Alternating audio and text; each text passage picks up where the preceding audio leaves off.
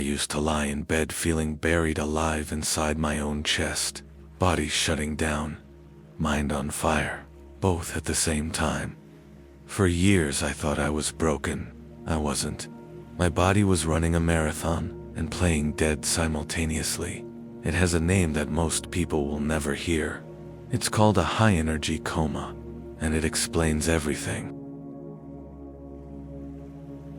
It's the end of the day. You can barely keep your eyes open. Your body feels like someone filled your bones with wet sand. Your muscles ache. Your eyelids are heavy. Every cell in your body is screaming one word: sleep. So you get into bed, pull the covers up, turn out the light, and the moment the room goes dark, something inside you wakes up. Not gently, like someone flipped a switch inside your chest. A hum, a low, electric vibration behind your ribs that wasn't there 5 minutes ago. Your mind, which could barely form a sentence over dinner, is suddenly razor-sharp scanning, racing, braced for something. Your body is begging for shutdown, but something inside you is standing at full attention. You're exhausted, and you are completely, impossibly wired, both at the same time, in the same body, and you're lying there thinking the thing you always think. What is wrong with me? Because exhaustion is supposed to lead to sleep. That's cause and effect. That's biology. But your body has broken that equation, and no one has ever told you why. Let's go under the hood. You've been told a simple story about your body your entire life. 2 channels: calm or stressed, rest mode, or fight or flight. 1 switch, 2 settings. That story is incomplete. There isn't a switch. There's a ladder, and it has 3 rungs. And the one at the bottom, the one nobody told you about, is the key to everything. The top rung, that's you on a good day. Safe, present, guard down. You know what that feels like. You just haven't felt it in a while. The moment something threatens you, you drop to the 2nd rung, the engine room. Heart rate spikes. Adrenaline floods your blood. Muscles load with energy. Everything non-essential shuts down. 1 job: survive, fight the thing, or run from the thing. But there was always a 3rd possibility. The predator is too fast, too close. You can't overpower it. You can't outrun it. You are trapped, and your body drops to the very bottom of the ladder, to a system that has been running for 500 million years, before you were human, before you were a mammal, all the way back to the reptile, lying still on a rock in a world that existed before thought. Total shutdown. Heart rate plummets. Muscles lock. The mind disconnects from the body. You go still. Profoundly still. Because most predators hunt movement. If you become nothing, if you erase every signal that says, alive, the thing that's about to kill you might lose interest and move on. 3 rungs. Safe at the top. Survival in the middle. Collapse at the bottom. Now here's where everything breaks apart. Because in the modern world, you're not on 1 rung, you're on 2 at the same time, and that was never supposed to happen. Think about what your life actually looks like. You wake up already behind. Emails you haven't answered. Money going out faster than it comes in. A job that makes you feel small. A relationship that takes more than it gives. A vague, shapeless feeling that things are not okay, and haven't been for a while. Your body reads all of that as a threat. It drops to the 2nd rung and floods you with energy. Massive amounts of energy.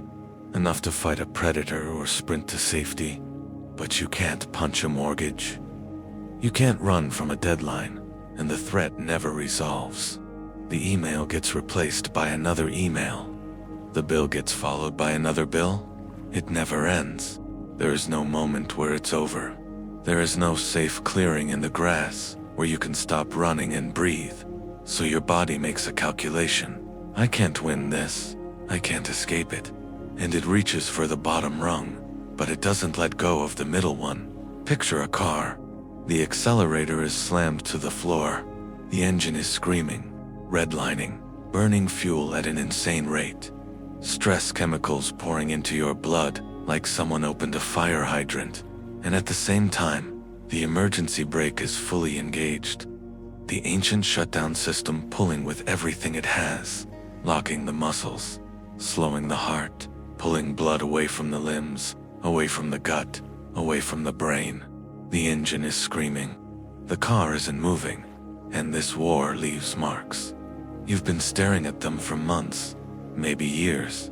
You just didn't know what you were looking at.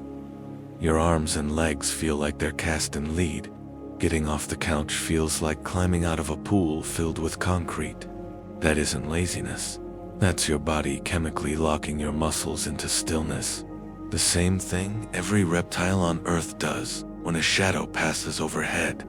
A survival reflex so old it predates every mammal that has ever lived, playing itself out in your body while you're trying to do the dishes. Your brain can't hold a thought. You stare at a screen and the words swim. You walk into a room and forget why you're there. That isn't stupidity. The shutdown slows the heart, restricts blood flow, and your brain gets less oxygen. Your head is foggy because your body is rationing fuel. It thinks you're in a survival emergency. It doesn't know you're trying to reply to an email. Your hands are ice. Your gut has either frozen or gone to chaos. Your body pulled the blood away from anything it doesn't need to survive the next 60 seconds. And then there's the numbness, the emotional flatness, watching your own life through a thick pane of glass. Not sad, exactly. Not happy. Not anything. That isn't a flaw in your character. That's your mind unplugging itself from your body. A mercy. The oldest mercy in the animal kingdom. If the predator catches you, you won't have to feel it. That reflex was designed to last the 3 minutes between a predator's jaws and death. You've been living in it for years, and every one of these things, the fog, the weight, the cold, the dead gut, the glass wall between you and your own emotions, they aren't separate problems. They aren't things to fix with 5 different solutions. They are all the same thing, the wreckage of one war, an engine screaming and a brake locked, tearing your body apart from the inside while you sit, perfectly still wondering why. You're so exhausted when you've done nothing all day. You've done nothing all day because your body has been running a marathon, not to move, to hold you in place.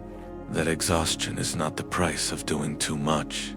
It is the price of a war that never ends, fought entirely inside a body that cannot tell the difference between a predator and a past due bill. But here's where this story turns, because there's one more piece, and it changes everything. What if this isn't a malfunction? What if the system isn't broken? What if it's doing exactly what it was built to do, just in a world it was never built for? There's an idea buried in the research called the Sentinel hypothesis, and the first time I understood it, I felt something I hadn't felt in years. I felt seen. Go back 10,000 years. A tribe of 40 people, sleeping together in the open, near a fire, surrounded by darkness and everything that lives in it. Can all 40 of you sleep at the same time? No. If everyone drops into deep sleep at 3 a.m., the tribe is food. Someone has to be awake. Someone has to hear the twig snap. Someone has to see the shadow shift at the edge of the firelight. The tribe doesn't just need deep sleepers. It needs sentinels, people whose systems are tuned differently.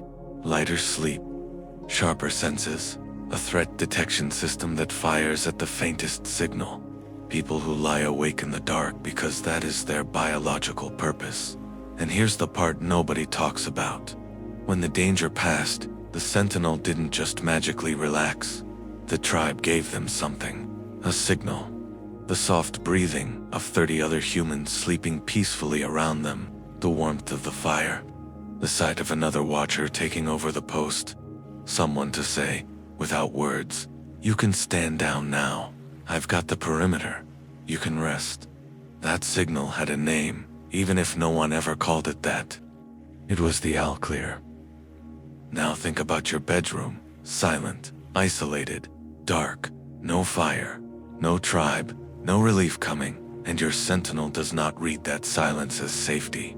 It reads it as a warning. If it's too quiet, the predators are being careful. If you're alone, there's no one guarding the perimeter, so your brain does something extraordinary and terrible. Instead of turning the volume down on the world to let you sleep, it turns the volume up. The dripping tap becomes a hammer. The house settling becomes footsteps. The shadow in the corner, made by a pile of clothes on a chair, develops the faint outline of something watching. Your brain is hunting for the threat it's certain is out there. Because sleep is the most vulnerable thing a living creature can do. It is the complete surrender of consciousness. And your sentinel will not allow it, because it has done the math, and the math says safety is never confirmed.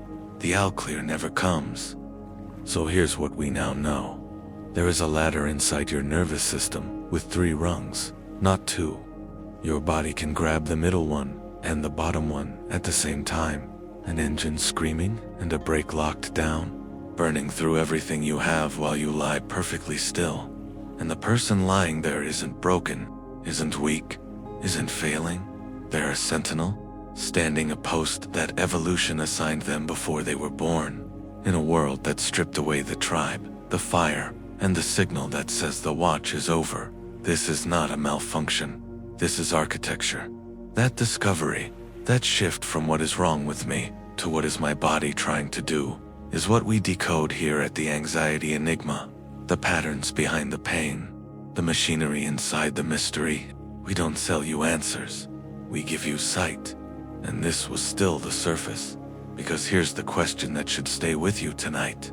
If your body needs a safety signal to sleep, and you can't force it, and you can't fake it, what happens when you try? What happens when you lie in the dark and you try to relax? Try to shut your mind off. Try to make yourself fall asleep. Something worse. Something that turns the act of trying into the very thing that keeps you awake. A trap so perfectly designed that the harder you fight it, the tighter it holds. That's next time. The night is not what you think it is.